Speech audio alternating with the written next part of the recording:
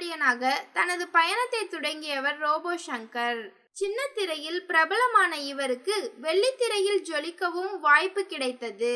விஸ்வாசம், மாரி, வேலைக்காரன், வேலைன்னு வந்துட்டா வெள்ளக்காரன் என முன்னணி நடிகர்களின் படங்களில் அதிகம் நடித்து வந்தார். மஞ்சள் காமாலை நோயால் பாதிக்கப்பட்டவர் சமீபத்தில் தான் குணமாகி மீண்டும் படங்கள் நடிக்க தொடங்கினார்.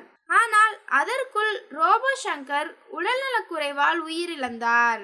கடைசியாக சன் டிவியின் டாப்பு குக்கு டூப்பு குக்கு, விஜய் டிவியின் அது இது எது நிகழ்ச்சியில் கலந்து கொண்டிருக்கிறார். ஒரு புதிய படத்தின் பூஜையில் கூட கலந்து கொண்டிருக்கிறார். ரோபோ சங்கர் மறைவால் குடும்பத்தினர் அனைவரும் கடும் சோகத்தில் உள்ளனர்.